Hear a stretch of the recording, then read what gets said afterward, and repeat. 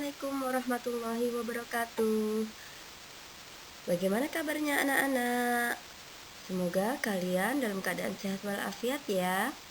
Pada pembelajaran kali ini, Bu Sofi akan mengajarkan kalian pelajaran kelas 5, tema 6, subtema 1, pembelajaran 1. Nah, pada pembelajaran kali ini mengandung muatan IPA dan bahasa Indonesia.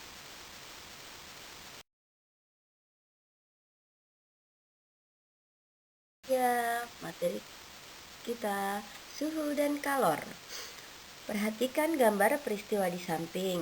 Apakah persamaan dari ketiga gambar tersebut? Ya, gambar di samping merupakan gambar yang sering kalian jumpai di kehidupan sehari-hari. Gambar yang pertama adalah anak sedang berjemur. Kemudian gambar yang kedua adalah seorang ibu yang sedang menjemur pakaian di bawah terik matahari. Dan gambar yang ketiga adalah proses memasak. Nah, dari ketiga gambar di atas, kegiatan mana yang sering kalian jumpai? Apa persamaan dari kegiatan di atas? Sesuatu yang harus kita sadari adalah dalam kehidupan sehari-hari manusia tidak bisa lepas dari energi panas atau kalor. Karena berbagai aktivitas manusia selalu berhubungan dengan kalor atau energi panas. Nah, apakah kalor itu? Ya, benar. Kalor adalah energi yang berpindah tempat karena perbedaan suhu. Sedangkan sumber energi panas atau kalor, sumber energi panas adalah benda yang dapat menghasilkan energi panas. Sumber energi panas atau kalor berasal dari yang pertama adalah matahari. Matahari merupakan sumber energi panas terbesar di bumi. Beberapa manfaat dari matahari diantaranya adalah yang pertama, kita menggunakan cahaya panas matahari untuk mengeringkan pakaian, kemudian untuk mengeringkan padi, mengeringkan ikan asin, kemudian dalam proses pembuatan garam. Dan matahari merupakan produsen vitamin D yang sangat bagus.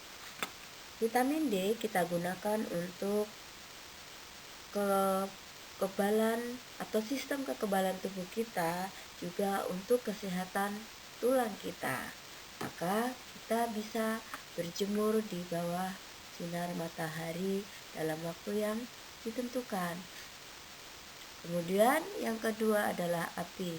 Api merupakan sumber energi panas yang kita gunakan dalam kehidupan sehari-hari pula. Yang pertama adalah kita bisa memanfaatkan energi api untuk memasak makanan, kemudian menghangatkan badan pada suhu yang sangat dingin. Kemudian yang ketiga adalah listrik. Listrik ini merupakan sumber energi panas yang paling banyak kita gunakan dalam kehidupan sehari-hari, seperti mencuci pakaian menggunakan mesin cuci, kita menggunakan energi dari listrik. Kemudian menyetrika pakaian, kemudian untuk pencahayaan di ruangan yang gelap. Yang terakhir adalah gesekan antara dua benda. Gesekan antara dua benda ini merupakan sumber energi panas. Pada zaman dahulu, orang-orang menggunakan gesekan antara dua benda ini untuk menghasilkan api.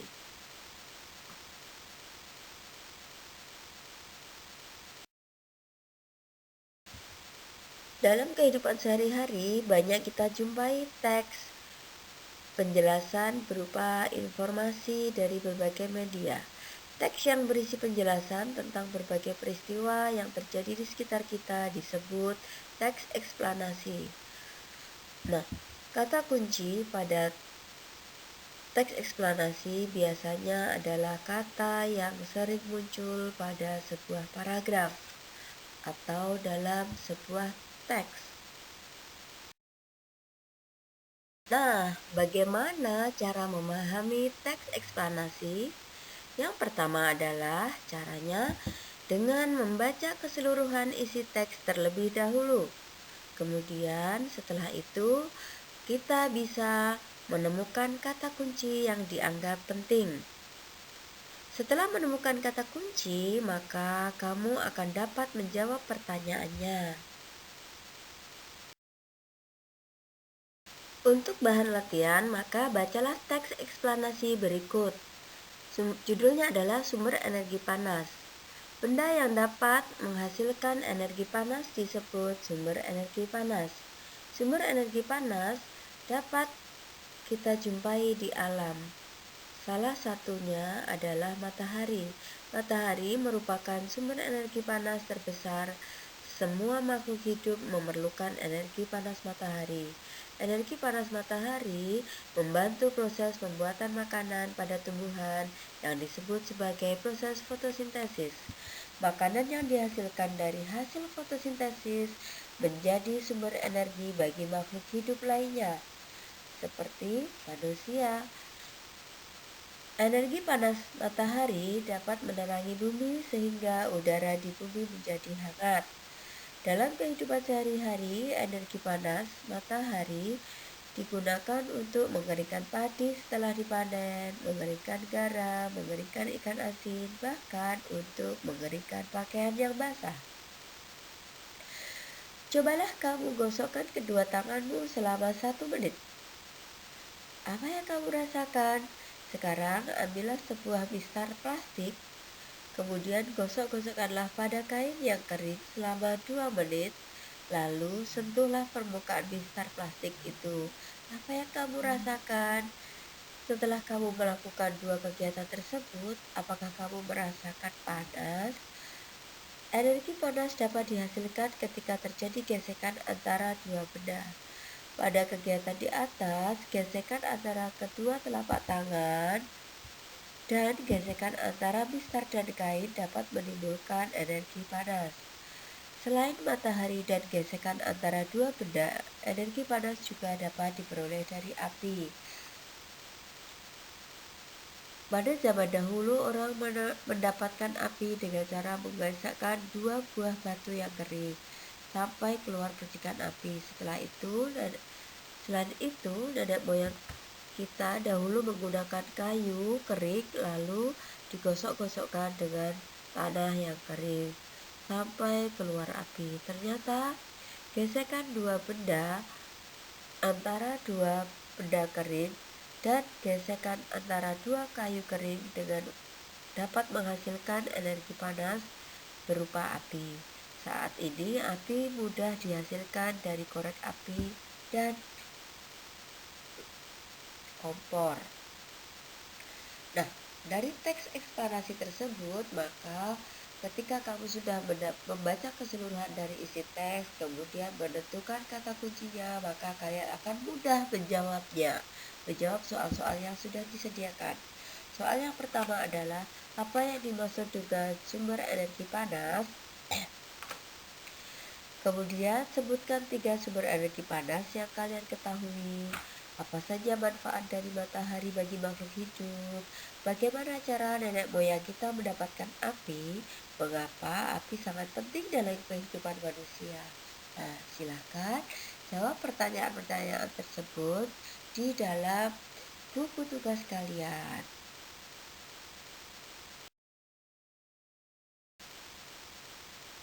Nah, sekarang kita akan ketahui apa saja percakapan yang dilakukan oleh Udin dan Siti. Yang pertama, Din, saya pernah melihat gambar di buku tentang bagaimana orang-orang dahulu menggunakan 2 buah batu untuk menghasilkan api. Kelihatannya sulit sekali untuk mendapatkan api ya. Saya juga pernah melihatnya, Siti, tapi aku melihatnya di sebuah majalah anak-anak. Beruntung kita dapat membaca ya, Siti. Ada banyak media cetak yang berisi informasi penting yang dapat menambah pengetahuan kita. Betul Udin, membaca merupakan salah satu kegiatan kegemaranku. Kita beruntung, tidak hanya mudah mendapatkan informasi tetapi juga tidak perlu repot mendapatkan api sebagai sumber panas untuk kegiatan kita sehari-hari. Demikian tadi penjelasan tentang materi perubahan suhu. Di situ terdapat juga tentang teks eksplanasi. Semoga video ini bermanfaat buat kalian ya. Terima kasih, sampai jumpa lagi dan semangat belajar.